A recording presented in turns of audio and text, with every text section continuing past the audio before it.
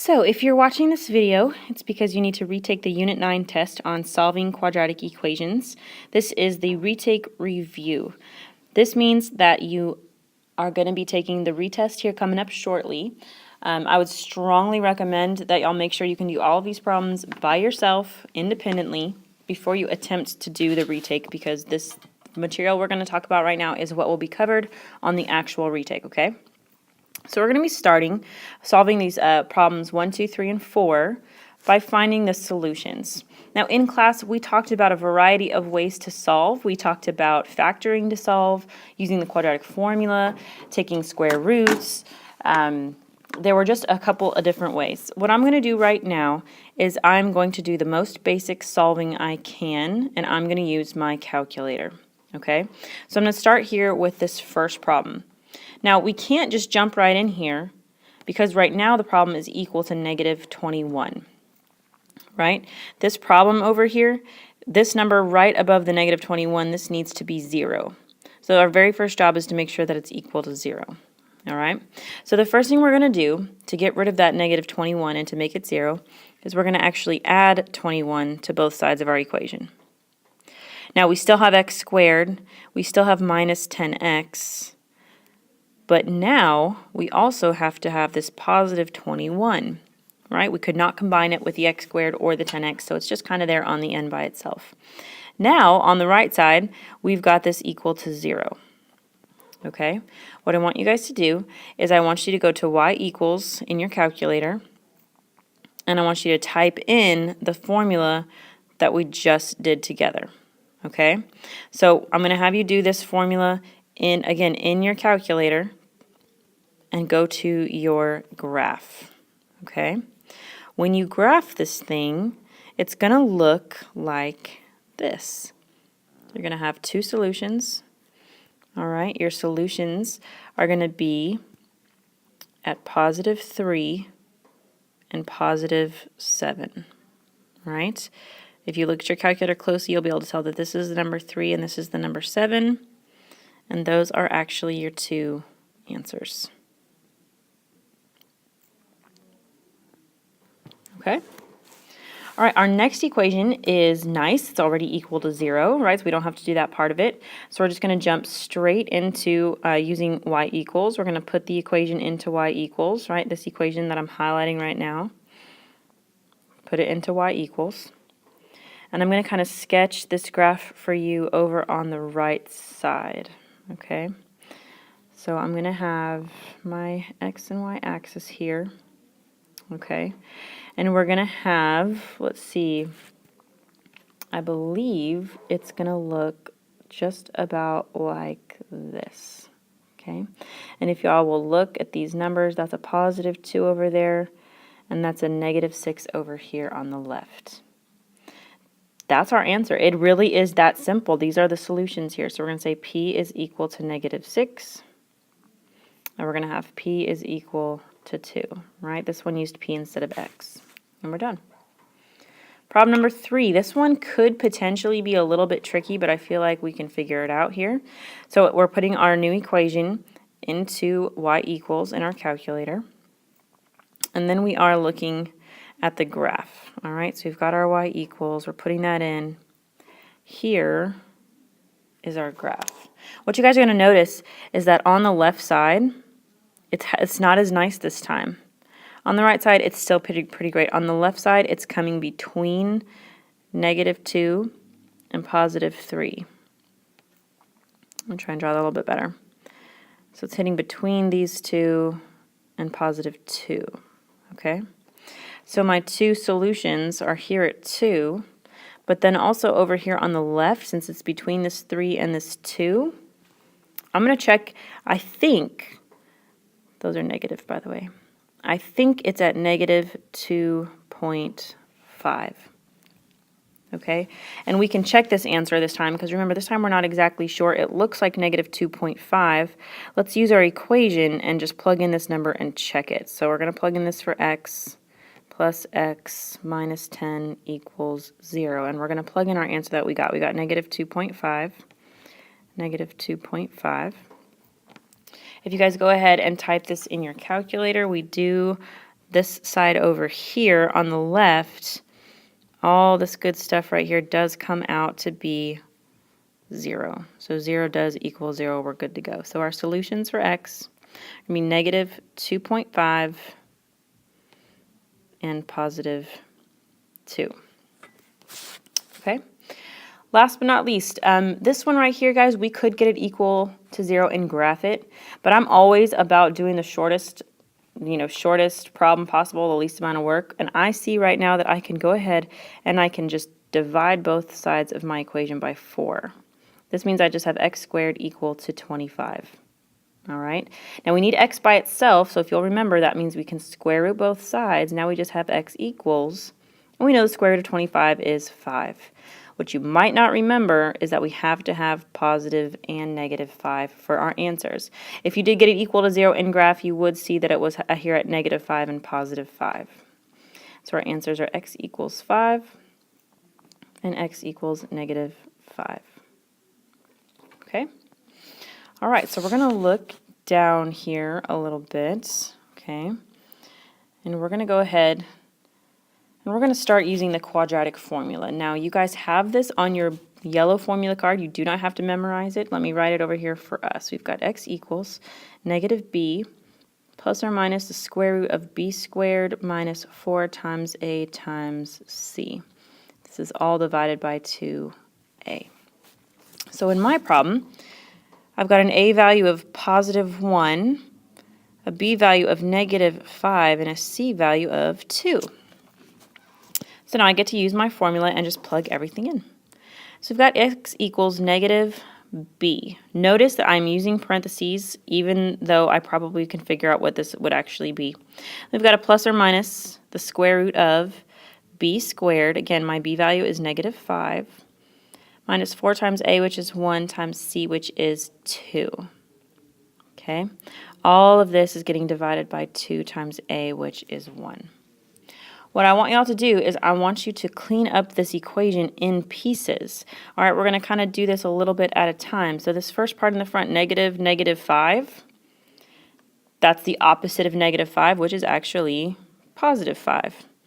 We still have our plus minus sign. We're still going to have a number under here. All right, so what I want you to do is I want you to, in your calculator, carefully type in what's inside that square root.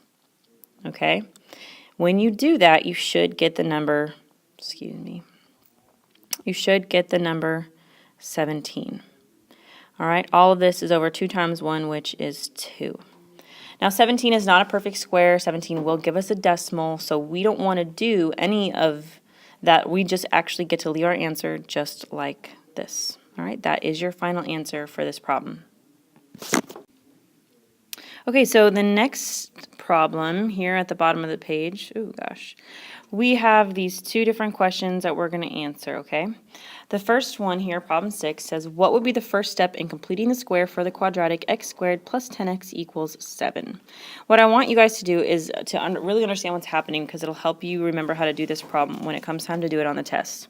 We're actually completing an actual square.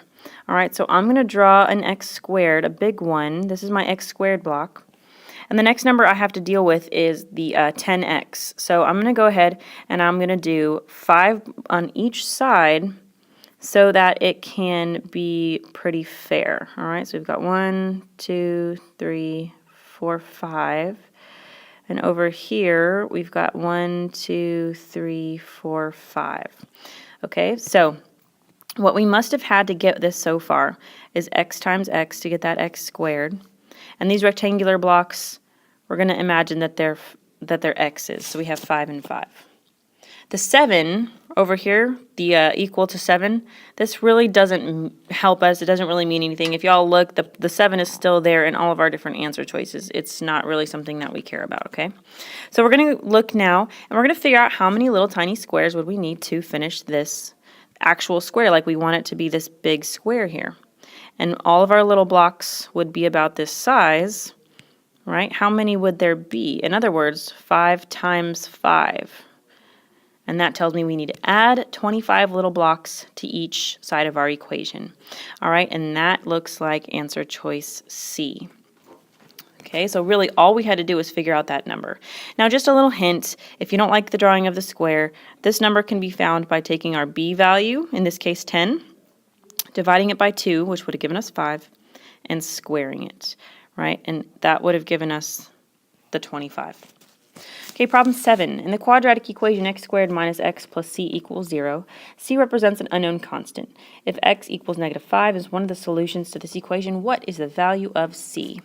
This problem was pretty straightforward, but it was written in a way that we've never seen before. Okay, so we've got x squared minus x plus c equals 0, but then we're told that x is actually -5. So every time we would have had x, we now have -5. Again, if you don't use parentheses, you will get a wrong answer here. All right, -5 squared is going to be a positive 25. Minus -5 is essentially plus 5 plus c equals 0. So I've got 30 plus c equals 0. Now logically, 30 plus what number would get me 0? Hopefully you know the answer to that question. If you don't, we can go ahead and solve this algebraically. We can subtract 30 from each side to give us that answer of c is equal to -30. Okay, and that is our final answer there for that question. All right, flip this over to the back side. We have got a couple more problems, and then problem 8 has got us solving. It says to solve x squared minus x minus 2 equals 0. Juan made the table to the right for the related function y equals x squared minus x minus 2. What are the solutions for this quadratic equation? This should take you 2 seconds. All you need to know is that y must be 0. Those are the values we're looking for. Okay, so in this table, we don't really have to even worry about the equations because the table was given to us, which is great. All we're looking at is where y is 0, which is here and here. So our answer are those corresponding x values. Our answers would be x is -1 and also x is positive 2. Okay. Problem 9, it says complete, well I guess it's not problem 9, but the next little section here says complete the table below to show what the value of the discriminant tells you about the number of roots in a quadratic equation. You do need to know that the discriminant formula is b squared minus 4 times a times c. If our discriminant turns out to be positive, all right, if it turns out to be positive, then the number of roots we have is always 2. Okay, if the discriminant turns out to be, in fact, negative, then the number of roots we have would actually be none.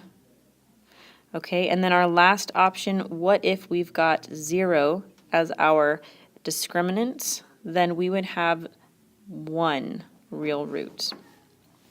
Okay, so this helps us with this last section, number 9. It says state the value of the discriminants for the equation and name the number and types of solutions. So we're going to take our values and we're going to plug them into the formula. Remember, the formula is b squared minus 4ac. So for us, that'll be 3 squared minus 4 times a, which is 1, times c, which is also 1. That number is going to be 9 minus 4, which is 5. So 5 is my discriminant. Okay, do you see how 5 is a positive number? So there are 2 solutions, right? 5 is a positive number, so there are 2 solutions. Now, because 5 is not a perfect square, right, like 1 and 4 and 9 and 16, 25, 36, 49, those types of numbers, because it's not that kind of a number, our solution type is irrational. If we had had a number like 49 or 64 or 81, a perfect square number, then the solution would have been rational. Okay. Last problem here. We've got problem 10. Use the graph to choose the correct equation for the quadratic. Guys, this is all about knowing and understanding the roots, the solutions. All right, we've got 2 here. We've got one at positive 2 and one at positive 4. All you have to remember is change the signs for the equation. Only when you're writing an equation, not for any of the other problems we did today. Only when we're writing the equation. Okay, so since those are positive 2 and positive 4, we don't want those matching numbers. These signs have one positive, one negative, which is not what we want. It's got to be C, right? It's got to be both negatives. We changed both of those signs. Okay? Thank you for listening to the explanation here on the review. Please make sure that y'all study. On this last question, by the way, you can always check with your calculator. Okay? Please make sure you're checking those answers. All right, good luck. I will see you later.